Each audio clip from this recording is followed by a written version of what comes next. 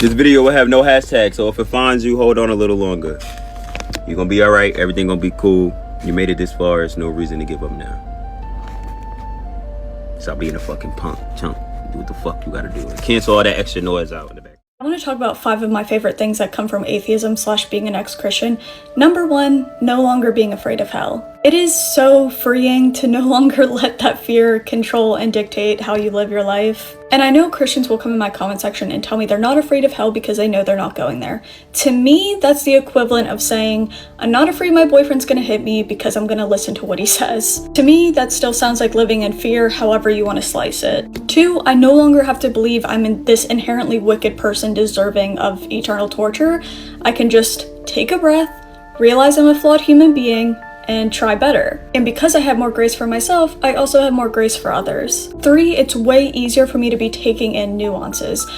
Religion has a lot of people thinking in black and white because they believe in moral absolutes. So certain things are always right, certain things are always wrong. There's no room for nuance, there's no room for gray areas, and you miss a ton of really important information. And now it's nice to be able to, instead of just having my mind set in black and white, I can take in a lot of information, take in a lot of nuances and gray areas, and then, assess accordingly. 4, I don't have to go through all the gymnastics of justifying things within my religion and the Bible. What I mean by that is, I know that I would never want anybody to go to hell because I know deep down I do not think it's just. And I think I knew that as a Christian, but I just had a really hard time coming to terms with it. For example, I believe in proportionate punishment to crimes, like the bigger the crime, the bigger the punishment type thing. That's how I view justice.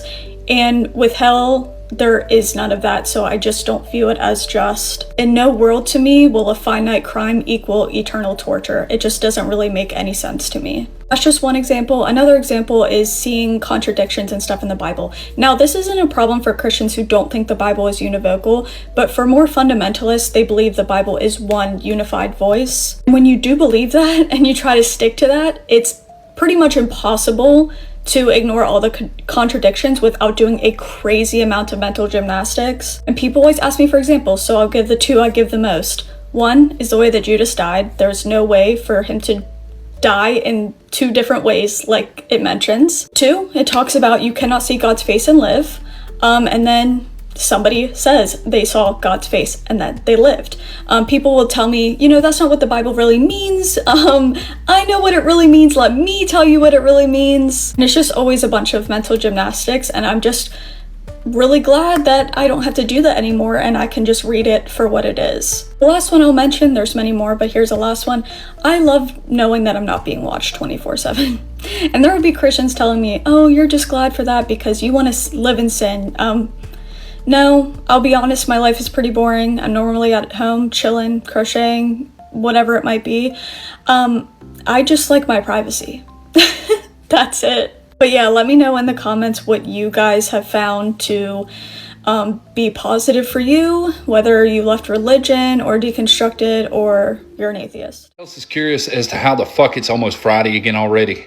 Like, we're just gonna keep denying that they've sped time up on us? Is that what we're gonna do? Well, look who made it out. Spotless. You beautiful, stubborn, untamed creatures. Welcome back. Or should I say, welcome forward. Because anyone still watching this, you're not where you were. You're where the truth finally dragged you. Kicking, screaming, bleeding, but not broken. Let's get one thing crystal clear. You lived under their microscope for 1,825 days. 5 years, 60 months, 1,825 mornings, where your name tasted bitter in their mouths, yet they swallowed it anyway. Why? Because watching you was their addiction. They stared, scrutinized, examined every move, every post, every choice. You were their project, their case study, the subject they thought they could dissect, until they realized you didn't rot, you didn't lie, you didn't play their games. You were clean, and oh, that kills them, doesn't it? Because these people These whispering, smiling assassins, they wanted so badly to find the devil in you. They wanted to catch you slipping. They wanted to drag your name through their mud so they could justify the filth in their own reflection. But guess what happened? They found a soul untouched, a spirit uncorrupted. Not perfect, no, but pure. And in their twisted little world, purity is the ultimate threat. They needed you to be guilty, didn't they? Guilty of pride, guilty of manipulation, guilty of betrayal. Because if you were guilty, then they could sleep at night, wrapped in their own sins, snoring like saints. But no. You carried a heart they couldn't decode, a mind they couldn't poison, a light they couldn't extinguish, even after 5 years of trying. 5 years of traps, 5 years of testing, 5 years of psychological warfare. And you walked through it with your hands open, not clenched, with your back straight, not bent, with your soul intact. And that's what they can't stand, because now they're not just watching, they're haunted. Haunted by how you didn't break, how you didn't snap, how every label they tried to glue to you just slid off your skin like oil on water. You were the mystery they couldn't solve, the problem they couldn't fix, the enemy they couldn't defeat, because you weren't fighting. You were healing, silently, privately, while they kept digging and digging and digging, hoping to find a corpse, but instead they found a cathedral. You didn't just survive the microscope, you turned it on them. And what did you see? Oh, you saw the cracks, the shadows, the fake smiles, the projections. You saw the real monsters behind the masks, and they can't unsee the reflection you became. Because now you're the mirror. And mirrors don't lie, they just reveal. Oh, we're just getting warmed up. You see, when they looked through that microscope, they weren't studying you out of curiosity. No, it was envy wearing a lab coat, jealousy pretending to be concern, and fear. Oh, so much fear. Because deep down, they knew. The hidden power of Rome has shaped the world in ways we can scarcely imagine. They twisted the teachings of Yeshua, turning spiritual freedom into religious domination through the Vatican. But their reach extended further. Rome assimilated Judaism and Islam, forming the Roman trifecta, 3 religions used to control the masses. The cross, the star, the crescent, all manipulated by the same hidden force. Like the wizard in The Wizard of Oz, Rome hides behind the curtain, pulling the strings. But Rome's ambitions didn't end there. The empire divided, and the eastern branch evolved into the modern-day United States. America became the military and media arm of the Vatican, exerting control worldwide through war, politics, and propaganda. Rome wears 3 masks, and America is its sword. Follow if you're ready to see behind the curtain. Pythagoras learned the essence of gods is defined by number. And actually the word gods in Greek means extraterrestrial. What else is it? What is God? You shouldn't be talking about extraterrestrial. What the heck is this? What do you say? God lives on a planet. So what is he? He's E.T. The Greek Gnostics taught about Abraxas. Have you ever read the story of Abraxas? Abraxas is a ruler of the sun, the universe. Well, the key is contained in the fact that in Greek, every letter has a value, has a numerical value. And once you understand the numerical value, you get away from the story and you go into the scientific truth of it. The numerical value of the word Abraxas is 365. And then there's Mithra. Mithra was Jesus' twin, born of a virgin, crucified, resurrected at the spring equinox. The king killed the whole bit. The only difference between Mithra and Jesus is that Mithra, you were saved by the blood of the bull. Jesus, were saved by the blood of the lamb, because this was in Taurus and this was in Aries.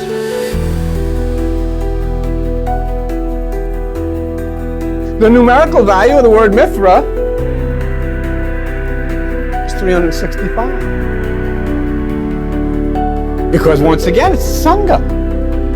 The solar year. who is the twin of Jesus. Now, Jesus has a value that is, you want to talk about the second coming of Jesus, and we've talked about it in Pegasus, and we've talked about it in all this as a sun star. Turn on your radio and listen. And every time they tell you to make a long distance call now, they'll say to use his number. Because the number of Jesus is 888. It's like Om. Om is the word for thousands of years they've used to chant as the electrical energy moved up the chakras through the resistors. And the measurement of electrical resistance is Om. Why? And all of these things are arranged for you to find out. All of these things are arranged for you to come to grips with, to understand. So we have names of people that are mathematical codes to reveal things to you. Do you know what Jesus was called by the ancients? He was called the plentiful of Ogdoads. The plentiful of O-G-D-O-A-D-S. The plentiful of Ogdoads. You know what the word Ogdoads means? 8. 8. In other words, he was called the fullness of eights. The fullness of eights.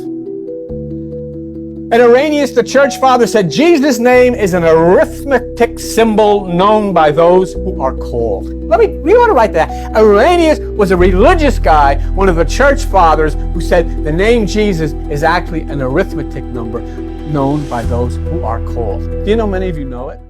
You know what they don't tell you about awakening? They don't tell you that your awakening is going to make a lot of things in your life drop in value. When you reach a certain level of consciousness, certain things that we've been taught don't have the same appeal.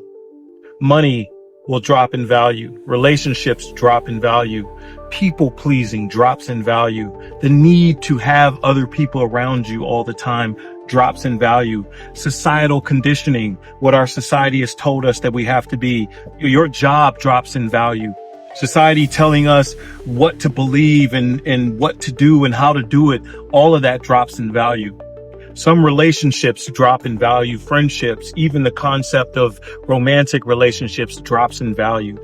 The need to keep up with the Joneses drops in value. The need to have the latest and greatest drops in value. The need to have validation from other people drops in value. You see your value stock market crash, it hurts and it's sad. Because you valued these things before and you look at them now and you're like, doesn't really matter. But then something else happens. Certain things in your life increase in value. Alone time increases in value. Authentic connections increase in value. You being authentic to yourself increases in value. Being in nature increases in value. You doing things that are in alignment with you increase in value. Truth increases in value. And truth is a deep one because everything in your life or everything that you believed before that was a lie, you will go on a rampage now to seek out the truth about whatever that is. Relationships, family, friends, jobs, religions, everything. You want truth. That increases in value when you gain a certain level of consciousness and you have a spiritual awakening. Love increases in value. But not the romantic love, the love for all things and all people. It increases. Boundaries increase in value. Eating healthier and taking care of your physical body increase in value. Sleep increases in value. Alignment increases in value, which means you will not operate in anything that is out of alignment with who you are and what you're supposed to be. So don't think it's strange. It's supposed to happen this way. Keep going. Don't go back, because you already know you couldn't go back if you wanted to. Egyptian gods never existed. They symbolize the different body parts of your body. Anubis is the dog, which represents the tongue, the barking, because the power of life and death is in the tongue. The falcon of Horus is the inner bird, which is inside of the brainstem. Thoth, the god of wisdom. Thoth is thought, because he is the god of wisdom, the thought, the human mind. Jed pillar is the spinal column, which is a part of the brain. The Ankh is the womb, the uterus in the womb, because this is the portal into the physical world. This is symbolizing how the visual field works with the brain, because you do not see into the external world. What you are seeing is an image produced by the visual cortex in the back of the brain. The back of the casket is the cerebellum, which is all to do with motor learning and cognitive functions of the brain. The scarab is the skull. Hindus used to build temples in the human form because they understood this is the most advanced piece of technology on the face of the earth. The Most High does not dwell in houses made by human hands. It's your human body. You are God made flesh. They don't want you finding out how sacred your body is and how powerful your mind is. You are the all-seeing eye on top of the pyramid, looking into the three-dimensional world. You are Solomon's temple, the temple of the soul and the mon, the soul and the mind in the temple.